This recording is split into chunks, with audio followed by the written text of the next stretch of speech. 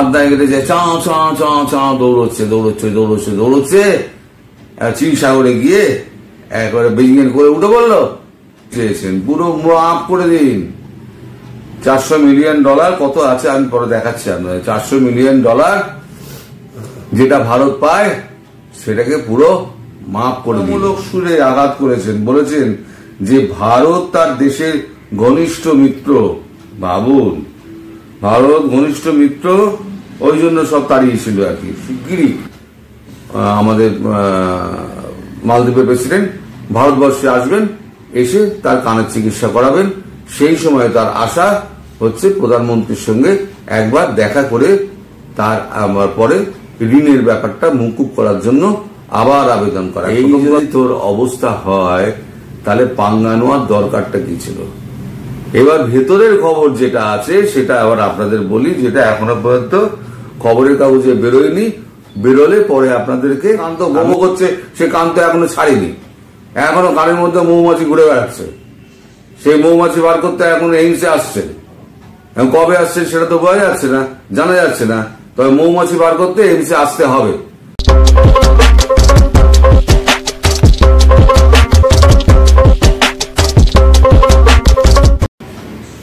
নমস্কার, আমি তরুণ ঘোষ। ধারের বোঝা চাপতে চাপতে জল এখন নাকের ওপরে উঠে গেছে। এবার একেবারে ভেঙে পড়েছেন মালদ্বীপের প্রেসিডেন্ট ডক্টর মোহাম্মদ মইজু। ভারত তো দড়ি ছাড়ছিল, মোদীজি দড়ি ছাড়ছিলেন। ফাঁদায় গেলে যায় চাঁ চাঁ চাঁ চাঁ দৌড়চ্ছে দৌড়চ্ছে দৌড়চ্ছে দৌড়চ্ছে চিরসাগরে গিয়ে একবারে বেজিং করে উঠে পড়লো। এখন বেজিং থেকে তো এখন লাভ খেয়েছে, এখন আর বাঁচার উপায় নেই। বেজিং এ গেলেই, এই কিছুদিন আগে গেছিলেন বেজিং এ, প্রেসিডেন্সিয়াল একটা যদি ট্রিটমেন্ট পাওয়া যায় সেখানে লাভ খেয়েছেন, চলে এসছেন। দেশে ফিরে তিনি একটা সাক্ষাৎকার দিয়েছেন। ওখানেও তো নিজের বাণিজ্য মন্ত্রীকে দিয়ে একটা সাক্ষাৎকার দিয়ে একটুখানি ভারতকে একটুখানি তেল টেল লাগিয়ে রেখে দিয়েছিলেন। এবার দেশে এসে একটা সাক্ষাৎকার দিয়েছেন। সেই সাক্ষাৎকারের অংশবিশেষ তুলে দিয়েছে হিন্দুস্তান টাইমস অনলাইন। আমি সেখান থেকে আপনাদের পড়ে শোনাচ্ছি। উত্তেজনার মধ্যে মালদ্বীপের প্রেসিডেন্ট মোহাম্মদ মইজুর ভারতের কাছ থেকে ঋণ মুক্তি চেয়েছেন, পুরো মাফ করে দিন। $400 মিলিয়ন কত আছে আমি পরে দেখাচ্ছি আপনাদের। $400 মিলিয়ন যেটা ভারত পায় সেটাকে পুরো মাফ করে দিন। আমি আর দিতে পারবো না, দোয়ার ক্ষমতার বাইরে। ভারত মালদ্বীপকে সাহায্য প্রদানে গুরুত্বপূর্ণ ভূমিকা পালন করেছে এবং সর্বাধিক সংখ্যক প্রকল্প বাস্তবায়ন করেছেন, বলছেন কে? প্রেসিডেন্ট মোহাম্মদ মইজু। তারপর লেখা হচ্ছে, ভারত বিরোধী বক্তব্যের পরে মালদ্বীপের রাষ্ট্রপতি মোহাম্মদ মইজু একটি সমঝোতামূলক সুরে আঘাত করেছেন। বলেছেন যে ভারত তার দেশের ঘনিষ্ঠ মিত্র। ভাবুন, ভারত ঘনিষ্ঠ মিত্র, ওই জন্য সব তাড়িয়েছিল আর কি। ঘনিষ্ঠ মিত্র হিসেবে অবিরত থাকবে এবং দ্বীপপুঞ্জের দেশটিকে ঋণ ত্রাণ দেওয়ার জন্য নয়াদিল্লিকে ফের আহ্বান জানিয়েছেন। সাক্ষাৎকারের সময় মিস্টার মইজু মালদ্বীপের জন্য পরপর সরকারগুলির ওপরে দেওয়া মোটা ঋণ পরিশোধের জন্য ঋণ ত্রাণ ব্যবস্থা করার জন্য ভারতের প্রতি আহ্বান জানান। আমাদের উত্তরাধিকার সূত্রে এমন শর্তে যে ভারত থেকে অনেক বড় ঋণ নেওয়া হয়েছে, তাই আমরা এই ঋণগুলির পরিশোধের পরিকাঠামো নিয়ে ঢিলেমি অন্বেষণ করার জন্য আলোচনা চালাচ্ছি। তা আলোচনা চলছে, খুব ভালো কথা। এই আলোচনার আবহে তো সমস্ত দেশে কাজকর্ম সমস্ত তো বন্ধ হয়ে গেছে, কারণ শ্রমিক তো সব ফিরিয়ে নেওয়া হয়েছে। বাংলাদেশ থেকে ডাক্তার নিয়ে গিয়েছে, শ্রমিক তো পাওয়া যাচ্ছে না, শ্রমিক তো সব ফিরিয়ে নিয়েছে। এবার ওখানে সমস্ত প্রজেক্টগুলো তো বন্ধ হয়ে গেছে, কারণ সিমেন্ট নেই, বালি নেই, রড নেই, নানান রকম তার জিনিসপত্র লাগে।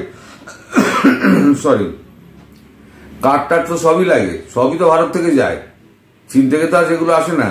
সব প্রজেক্টগুলো বন্ধ হয়ে গেছে। সে ব্যাপারে উনি বলছেন যে কোনো চলমান প্রকল্পগুলি বন্ধ করার পরিবর্তে দ্রুত গতিতে তাদের সাথে এগিয়ে যাওয়ার জন্য আমি কোনো প্রতিকূল প্রভাবের ব্র্যাকেটে মালদ্বীপ ভারত সম্পর্কের উপরে কোনো কারণ দেখতে পাচ্ছি না, মইজু যোগ করেছেন। তাহলে ব্যাপারটা দিয়ে দাঁড়ালো যে মালদ্বীপের প্রেসিডেন্ট হালটাল ছেড়ে দিয়েছেন, এবার ছেড়ে দিয়ে এখন ভারতের প্রতি উন্মুখ হয়ে রয়েছেন ভারত কবে সাহায্যের হাত বাড়িয়ে দেয়। ভারত যেমন বাংলাদেশকে বাঁচিয়ে রেখে দিয়েছেন মোদিজি, যতক্ষণ হাসিনা সরকার আছে ততক্ষণ বাংলাদেশকে বাঁচিয়ে রেখে দেবেন। বাংলাদেশকে কিন্তু IMF কিন্তু নোটিশ জারি করে দিয়েছে এত ঋণের পরিমাণ। মালদ্বীপের ঋণের পরিমাণ আমি দেখাচ্ছি যে কত কত ঋণ নিয়েছে এবং তার কি অবস্থা। তার আগে দুটো কথা বলে নিই, সেটা হচ্ছে যতদূর জানা যাচ্ছে মালদ্বীপের প্রেসিডেন্ট তিনি চিকিৎসার জন্য নয়াদিল্লির এইমস হাসপাতালে ভর্তি হবেন সামনের সপ্তাহে, কিন্তু খবরটা এখনো কনফার্ম করা হয়নি। এদিক ওদিক শুনতে পাওয়া যাচ্ছে তিনি এখানে তার দপ্তর, এখানে স্বাস্থ্য দপ্তরের স্বাস্থ্য মন্ত্রকের সঙ্গে কথাবার্তা বলেছে এবং খুব শিগগিরই আমাদের মালদ্বীপের প্রেসিডেন্ট ভারতবর্ষে আসবেন, এসে তার কানের চিকিৎসা করাবেন।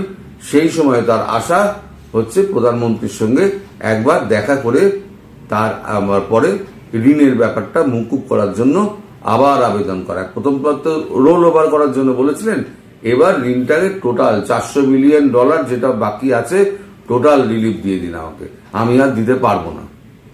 কারণ ঘরের মা ভবানী হয়ে রয়েছে বা ভারতে এখন মালদ্বীপের হাতে রয়েছে $491 মিলিয়ন। তার মধ্যে এই জুলাইতে ওকে শোধ করতে হবে মোহাম্মদ মইজুকে $409 মিলিয়ন। তার মানে হাতে থাকবে $83 বিলিয়ন কি $93 মিলিয়ন মতো হাতে থাকবে। তাতে একটা দেশ চলে? ঠিক এই অবস্থা হয়েছিল শ্রীলঙ্কার। তখন কিন্তু ভারত $400 বিলিয়ন দিয়ে এবং তার সঙ্গে আরো খাদ্য শস্য সামগ্রী দিয়ে তখন কিন্তু শ্রীলঙ্কাকে বাঁচিয়েছিল। এখন মালদ্বীপের প্রেসিডেন্ট সেই রাস্তাই ধরেছেন, তিনি এখন বলছেন যে আমাদের শ্রীলঙ্কার মতো ট্রিটমেন্ট করা হোক। ভারত কিন্তু চুপ। এবার ভারত কত টাকা পায় এবার সেই হিসেবটা শুনুন। এর সাথে একত্রে গত বছরের শেষ নাগাদ ভারতের কাছে মালদ্বীপের পাওনার পরিমাণ দাঁড়িয়েছে মালদ্বীপিয়ান রুপিয়া 6.2 বিলিয়ন। তিনি বলেছিলেন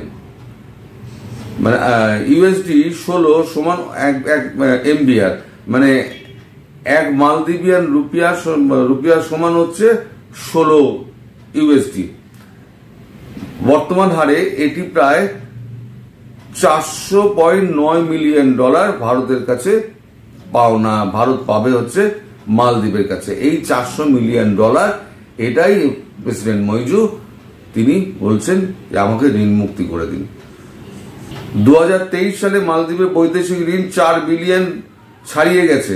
সরকারি তথ্য দেখায় যা দেশের মোট পণ্যের প্রায় 118% প্রতিনিধিত্ব করে এবং 2022 থেকে প্রায় $250 মিলিয়ন বেশি, অর্থাৎ $4 মিলিয়ন কিন্তু 2023-এই কিন্তু ধারের পরিমাণ ছিল। সেটা 2024-এ কত দাঁড়িয়েছে সেই হিসেবটা কিন্তু এখনো IMF দেয়নি। আর বলছে এই যে ঋণের যে পরিমাণ সেটা হচ্ছে GDP-র 118% বেশি। আর 2022-এ যেটা ধার ছিল 2023-এ সেই ধারের পরিমাণ $250 মিলিয়ন বেড়ে গেছে। 2023 সালের জুন পর্যন্ত মালদ্বীপের বার্ষিক ঋণের 25.2% চীনের রপ্তানি আমদানি ব্যাংকের মালিকানাধীন ছিল এবং মালদ্বীপের অর্থমন্ত্রকের মতে এটি দেশের বৃহত্তম একক ঋণদাতা ছিল। বাপরে বাপ, মানে টোটাল $4 মিলিয়ন যে $4 মিলিয়ন যে ঋণটা আছে তার মধ্যে চীনের এক্সপোর্ট ইম্পোর্ট ব্যাংক সেই শুধু পায় 25%, তার মানে $1 মিলিয়ন। তো গলায় পা দিয়ে তো বসে আছে জিনপিং, যে আমার মেরা সুদ দাও, আমার সুদ দাও, টাকা দাও। আর তো চীন টাকা দিচ্ছে না, জানোয়ার তো চীনের হয়ে গিয়েছে। এইবারে তো বলছে আমার টাকা ফেরত দাও, আর মালদ্বীপের প্রেসিডেন্টের টাকা তো নেই। এই যদি তোর অবস্থা হয় তাহলে পাঙ্গা নেওয়ার দরকারটা কি ছিল? এবার ভেতরের খবর যেটা আছে সেটা আবার আপনাদের বলি, যেটা এখনো পর্যন্ত খবরের কাগজে বেরোয়নি। বেরোলে পরে আপনাদেরকে আমি সরকারিভাবে জানাবো। এখন যেটা শোনা খবর ইতিউতি যা পাওয়া যাচ্ছে তাতে বোঝা যাচ্ছে যে মালদ্বীপের প্রেসিডেন্ট যে মানে শাসক দল, সেই শাসক দলের অনেকে বিরক্ত হয়ে আপনার বিরোধী দল যে সলির দিকে আস্তে আস্তে ভিড়তে আরম্ভ করেছে। সবাই সলির সঙ্গে তলে তলে যোগাযোগ করছে। এমন একটা হতে পারে খুব মানে নিকট ভবিষ্যতে হয়তো মালদ্বীপে আবার একটা মানে ভোট অফ কনফিডেন্স হতে পারে।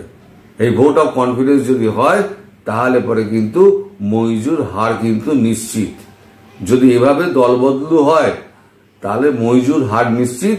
আবার গদিতে ফিরবেন সলি, যিনি ভারতের সঙ্গে যার ভালো সম্পর্ক, যিনি ভারত ঘুরে গিয়েছিলেন এবং ভারতে এসে প্রেস কনফারেন্স করে ভারতকে ধন্যবাদও জানিয়েছিলেন। হয়তো সলির হাতেই হয়তো ফের ক্ষমতা চলে আসবে, কারণ মালদ্বীপের মানুষ বুঝে গিয়েছে মইজুর দ্বারা কিচ্ছু হবে না। মইজু বড় বড় কথা বলে কেবল নিজে ক্ষমতাটি দখল করেছে এবং চীনের থেকে পয়সা নিয়ে 36টা দ্বীপ চীনের হাতে 99 বছরের জন্য তুলে দিয়েছে। এই যে টাকার জন্য এত হুড়পাড় করছে না মালদ্বীপের প্রেসিডেন্ট, ওই যে বলেছিল যেটা নিয়ে ঝাপটাঝাপটি হলো, কানে চর খেলো, সেটাও বলেছিল যে বিদেশি যারা বড় লোক আছে, পয়সাওয়ালা লোক আছে, তাদের কাছে আমি দ্বীপ বেচবো।